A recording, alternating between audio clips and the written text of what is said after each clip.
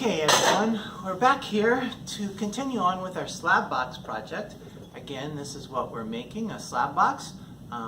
Nice little box that you can use as a container for whatever you would like. And yesterday we cut out our pieces. I left the pieces out all day yesterday while I was here at school, about 6 hours or so, and I covered them up with plastic last night and come in this morning and they're just like perfectly leather hard for putting this together. So what we want is you should be able to hold your piece of clay up, and it should mostly hold its shape. But if you needed to, it should still be able to flex and bend and give a little bit. So that's the perfect state to put this together. So as I was letting these dry yesterday, just so you know, I kept flipping them and turning them over so that they would get air evenly on both sides, so that would help them dry evenly. So we're going to go ahead and get started and put this together today. And before I do that, I'm just going to move the camera to give you guys a little bit better view.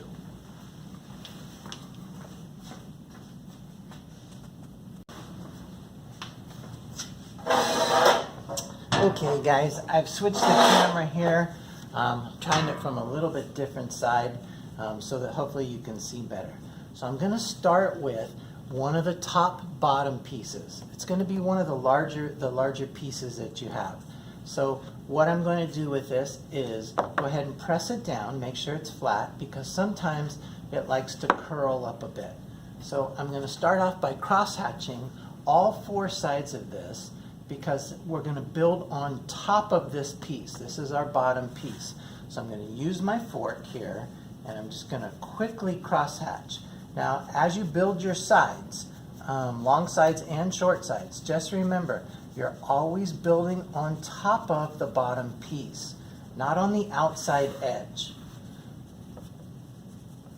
If you build on the outside edge, then the size of the pieces that we cut, somewhere you're going to come up where it doesn't match. So that's why it's important to build on top of this piece so that all the pieces will fit and match appropriately. So I'm using my fork here, trying to do this as quick as I can.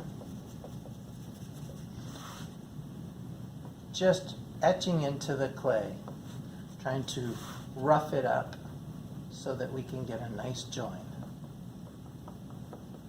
Now, if your clay is super soft, like when we were doing coil pots and some of the pinch pot things, if it's really soft, you can just pinch things together.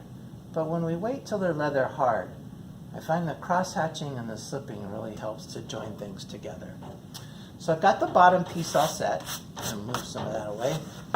So now we're going to start with the long side. Start with the long side first, okay? And you might look at your slab, and whichever part of your slab you like the look of better, make that the outside portion. If you have any imperfections, make that the inside. So what we're going to do here is we are going to stand this up and attach it like this. So on this piece, we're going to cross hatch this edge here. So again, you can use a fork, you can use a knife, you can use a needle tool, you can use the sharp tip of a pencil or a pen, whatever you have on hand, just to cross hatch and rough up the clay. So I'm going to go ahead at this point, and I'm going to paint slip where I'm going to join it. And again, we always use plenty of slip. We can always wipe up and take away the excess, but we want to get plenty of slip on there so that we know we're getting a really nice join. As I've told you guys, this is kind of like the glue that's going to hold the whole thing together. Okay, so then we're going to line this up with the outside edge. Again, we're building on top. Always just through this whole process, just remember, on top, on top, on top. You're building on top. So I'm just lining this up with the outside edge, taking away a little bit of the excess slip. Now, what you can do is you can wiggle this or slide it back and forth. As you slide it back and forth, it'll start to grab and bite, and that will help you get a really nice join there. So just give it a little wiggle. When you feel like it starts to get tough or it's not wanting to slide, it'll start to grab or bite, and that's when you know you have a really nice join. So then just make sure it's lined up. Take away that extra slip. And then now what we want to do, this is kind of building off of what we did on the last project. We're going to take a little bit of clay and we're going to roll out a worm of clay. So just again, it doesn't have to be perfect. Just use the palm or fingers of your hand and go ahead and roll that out. Probably a little smaller than the thickness of a pencil. Okay. So what we're going to do with that is we're going to lay this into the seam. And this is going to help to reinforce the joint. So just lay that in there and tack that in nicely. Okay? Now as you're pushing and tacking it in, make sure it's not moving and sliding this off. So keep your outside hand against it or go back and adjust it to make sure that it's not moving. So then go ahead and take your finger now and smear that in there. We want it there, but we don't want it to be obvious that it's there. So if you're someone that knows ceramics, you might be looking inside someone's project and you might see that there's a coil in the seam and you're like, good, you know, they reinforced that joint. But if you're someone who's never had ceramics, you're not probably going to notice this, and that's how subtle we want it to be. We don't want it to be like a big bulky lump of clay that's there. So then I usually will do this and sponge it as I go. So I'll take my sponge, I'll go through here now, back and forth with my sponge while the coil is nice and moist and soft, and you can see it will blend that in to where you almost don't even know that I added it. So at this point, we've got one side built. Now we're going to go ahead and do the other side. So we're kind of moving as quickly as we can here. We're going to take the next long side. So remember, build on top and build the long sides first. So again, I'm going to look here. I'm going to make this my inside portion.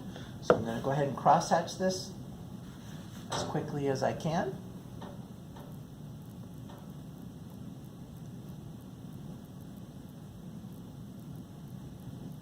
I've already done the bottom portion. If any of it gets covered up by you working on it, just go back and rough it up again.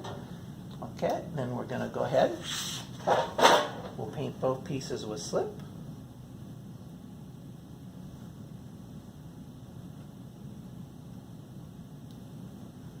And you can be a little messy on this. I will be cleaning it all up later as we, as we work on it, as we finish it. At this point, we just want to get these pieces joined well. So we're going to go ahead and stand this up again, just like we did the other one. And this is where it'll get a little bit tricky in that, you don't have a whole lot of space in here to get your hand into, but you want to do the best you can to reach in there. Line this up, take away any extra slip. Like I say, give it a little slide back and forth, a little wiggle, and that will go ahead and help for it to grab and to bite. Okay, then we're going to take our finger in there and we're going to take away the extra slip again.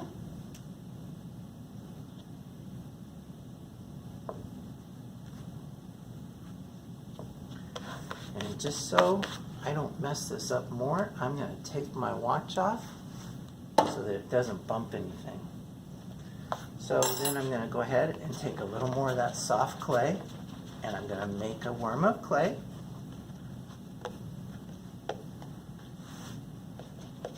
Make sure it's long enough to fit the entire little length that you need. You can piece this together because you're smearing it, but if you can make it all one piece, it just seems a little quicker and easier. So I'm going to move this where hopefully you guys can see right down inside. I'm going to take that coil, again I'm going to put it into the seam. I'm going to lightly tack this down.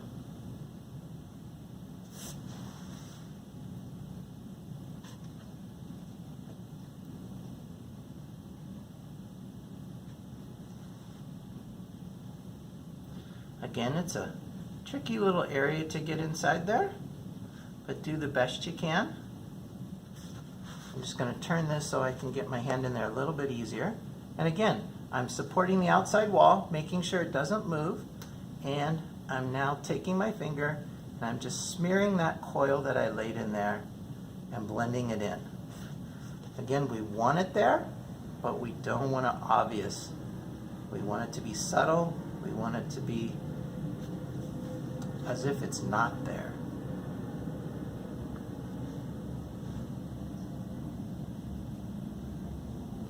Okay, so you can kind of see I've got that pinched and blended in there.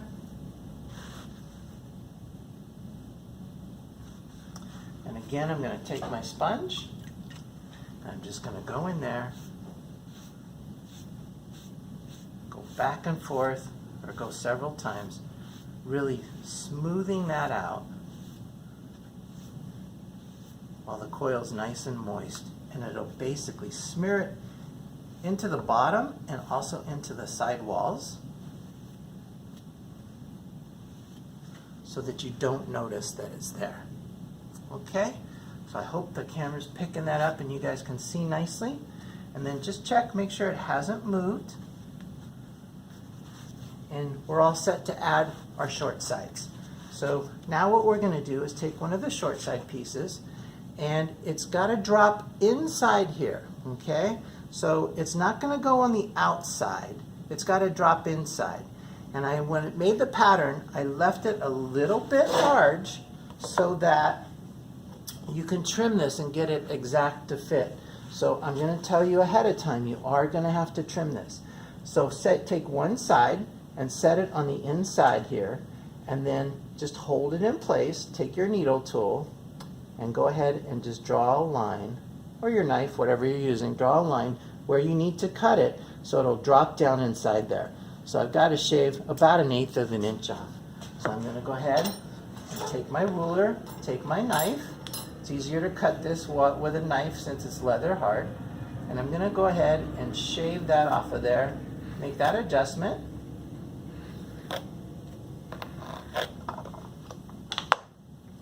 We can recycle this later.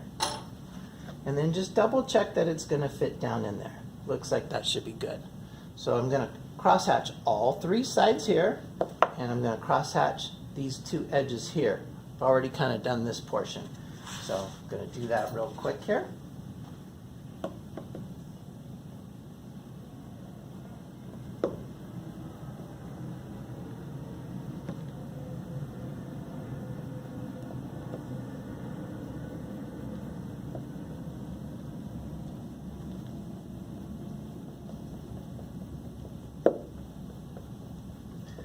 You don't have to work this quickly. I'm trying to go faster than I normally do, just so I can keep the video a little bit shorter than what they have been. So again, I'm using this to crosshatch up this outside edge, just roughing it up, doing the same thing on the other side.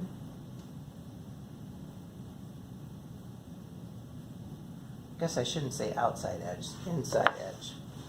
So just to show you, got those 3 sides cross-hatched. So now what I'm going to do is paint all 3 with slip.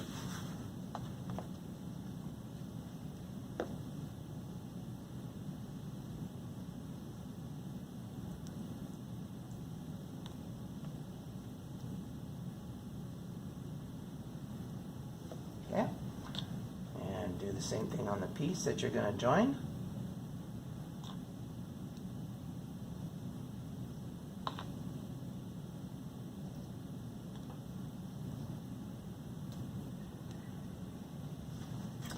And then drop that right down inside. Okay? Once you drop it in there, just kind of line it up and then press these 2 outside pieces in nicely. So it will start to squeeze and join together. Just make sure you get the edges nice and flush so they line up with each other. Okay? Like I say, at this point, I don't worry about being messy. I can always go back and clean this up later, which is what I plan to do. Okay, from the inside, you can see the same thing. Just take away the extra slip.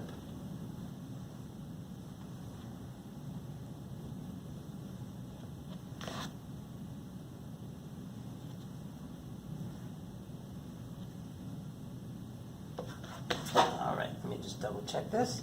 Looks good. So now at this point, we want to go ahead and put coils in all 3 seams. So we've got 1, 2, 3 seams that we want to put coils in.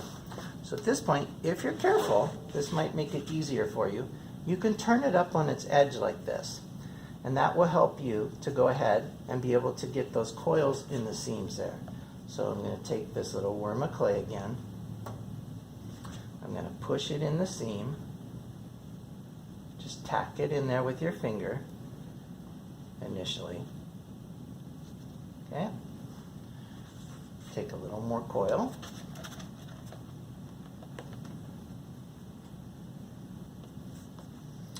Lay the one in on this opposite side.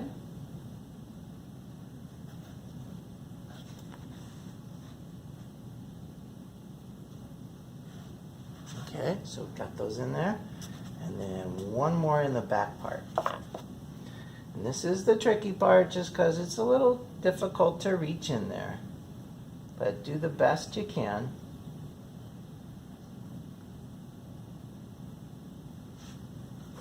To get those coils in the seam. This is what, the coil in the seam is what's really going to reinforce your join and make these pieces strong as you build your box. Now, if you get lazy and you think, well, I'll build the whole box and then I'll add the coils. What you'll find is sometimes as you're building it, and I know my hand is probably blocking this, I'll show you when I finish, but there's not an easy way to do that. It's a tight area to get in. But if you think you're going to go back and you're going to add all your coils after you build all your walls, it's a little trickier because at that point, the walls are flimsy. They don't want to hold as well. It's amazing what that little coil will do to reinforce the join and really hold the pieces together. And if you try to build the whole thing and then go back, I'm not saying you can't do it, but you may find that your walls want to slide and move and they're wobbly and they don't quite have the reinforced structure that they need to stay in the place that they're in. So that little bit of coil goes a long way in supporting it and making it really strong and holding it in place. Okay, so I'm going to hold this up here, see if the camera gives a little closer view. Okay, so I've done that. So I'm going to again get my sponge. And this is where you have to be a little careful. If you have fingernails, just be careful because as you reach in there, it's real easy for your fingernails, if they're long, to poke into the clay or the edges and to make marks and chunks and so forth out of the clay. So I try to keep my nails cut down, but I know when they're getting long, because as I'm working with the clay, they poke into things and leave marks where I'm trying to smooth. So just be aware of that. Just be super careful. Try to keep the sponge in front of your fingers or your fingertips. Okay, so that's not bad there. Got that pretty well smoothed out, sponged, joined together well. Hopefully you guys can see that. Hopefully the camera's picking it up and the light and so forth. All right, so we got another side to do here. Same exact thing. We want to cross hatch the inside part here and here. Redo the bottom because we lost a little bit on it. And then we'll take the outside piece and we'll trim a little off to make sure it fits. Our last end piece.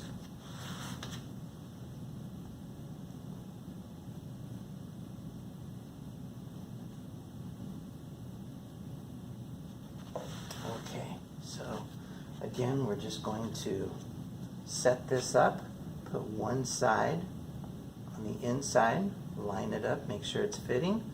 And then we'll go ahead and we'll make a mark here to make sure we know where to trim it. Again, we're cutting about 1/8 of an inch off, it looks like. So we'll go ahead and line that up with the ruler, trim some of that away.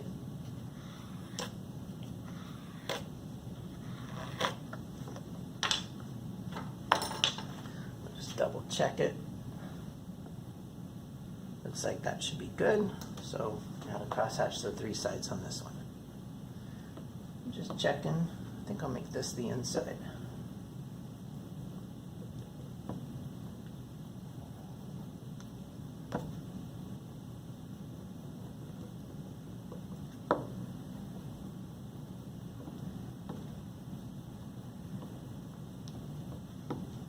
You can see when the clay is leather hard, it's really nice because you can be a little more aggressive with it and it will hold its shape. It's not going to go all wobbly and floppy on you. Now if it's starting to change colors on you, then you let your clay dry a little too much. What you'll want to do is sponge it, spray some water on it, cover it with plastic, let the water soak in until your pieces become a little bit more moist again.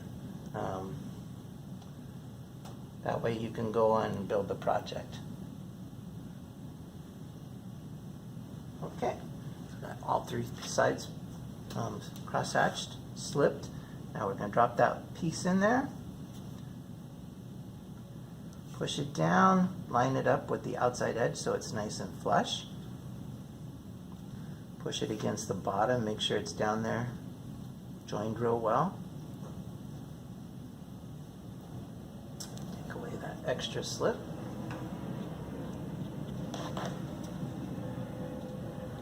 Push in the sides. You can kind of see the slip ooze out when we do that.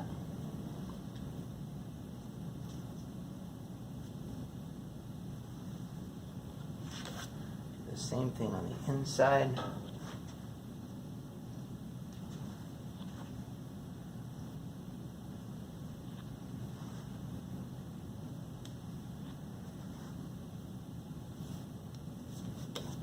Okay, just give one more squeeze.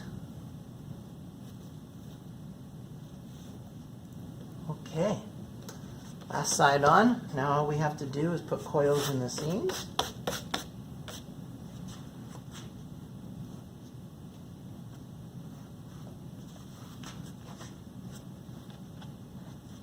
So again, make another little worm of clay.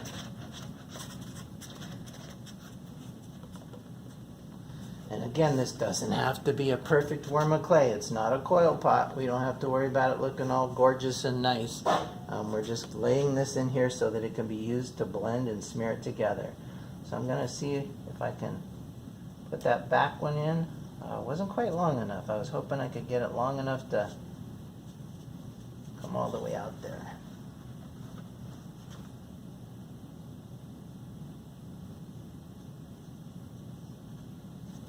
Finish that one off. Okay, so I'm going to smash these down and smear them real quick. Again, I apologize. There isn't really a good way to get the camera probably to pick this up, but I'll hold it up and I'll show it to you here as I get it all completed. Just take your finger, just drag it and smear it. You can smear some of the coil away if you've got too much. That's okay, but we just want to make sure it's in that seam all the way around. That's our reinforcement. That's assuring us that our box is not going to come apart.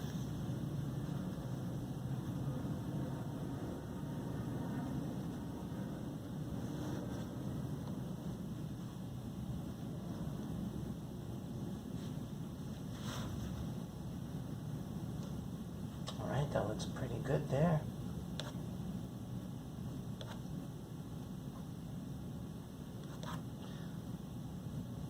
Just smearing a little bit more in, just to hide it so it's not so obvious, it doesn't look bulky or unnatural. So I'm going to take my sponge again and I'm just going to smooth that out a bit. And again, this is a tight area. It's difficult, but just do your best to try and get your fingers and your sponge in there to really smooth that out. Makes a world of difference when somebody opens your box up to take a look inside. It will just make it look that much more neater, professional, cleaner, just everything about it. It will be more impressive.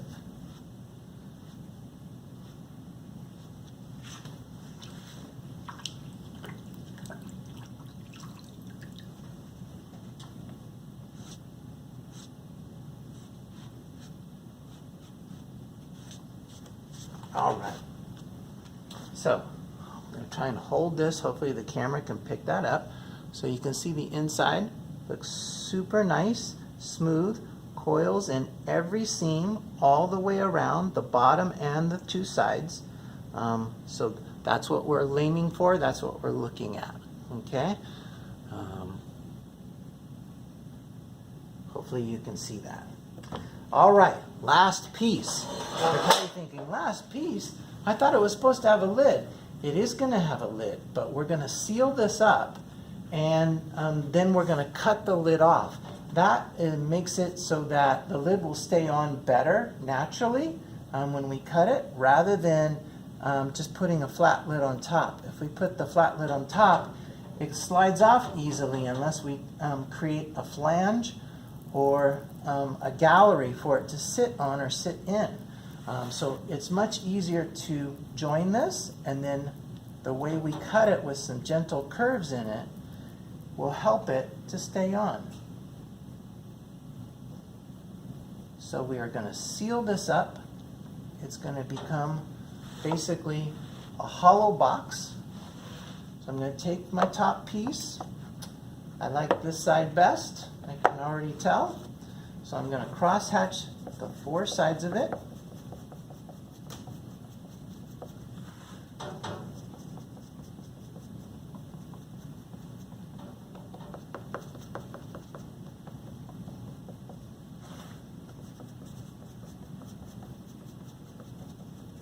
This might be the fastest I've ever built a box. I'm trying to rush.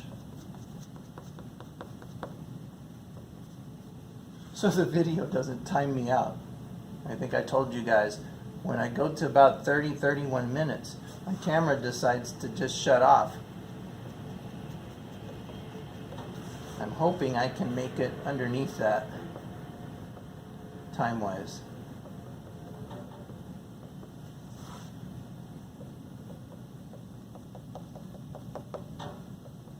All right. So now what we're going to do is slip both parts. So just put plenty of slip on.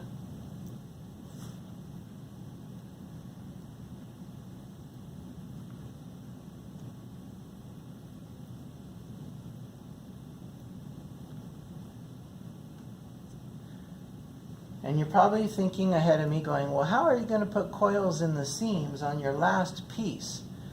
And that's where we don't put coils on the seams on the last piece until we cut the box or the lid open. So what we'll do is join this last piece the best we can. We're going to give it a day to hang out and join. Just kind of secure the join as it sits there and the clay molds together with itself. And then when we cut the lid open and we take it off, that's when we'll put the coils into the seams on the very last piece. All right, so I know it looks a bit of a mess there, but that's all right. We'll clean it later. If you want to take a little bit off of here now, you can.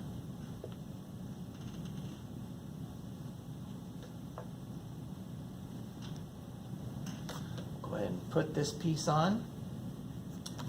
Line it up. Should fit nicely. You might have a little overhang. Sometimes these pieces will want to, when you put them on, they may bow in a little bit, but try to keep them nice and straight. It should fit pretty nicely. I don't have too much overhang, so that's working out pretty nice on this one. Sometimes I'll get a little overhang or something will be just a little bit off, but we can always make up for that. All right, so give this a nice press down once you get it lined up. Make sure it doesn't shift or slide on you as you press down. We want to make sure it's still in the right place. And then start to clean away some of the slip.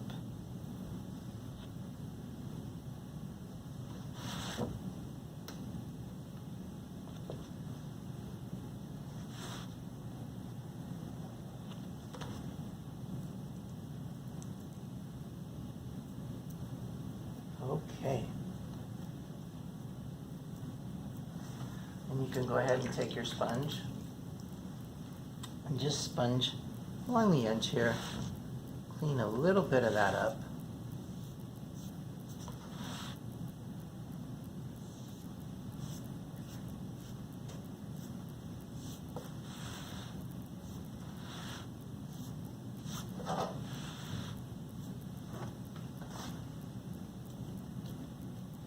Okay, so now at this point, we're going to do a little cleanup work to try and make this look as nice as we can.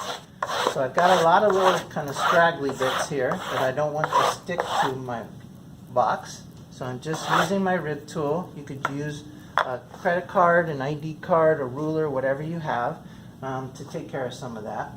So at this point, you can still see the seams here on the outside edges, right?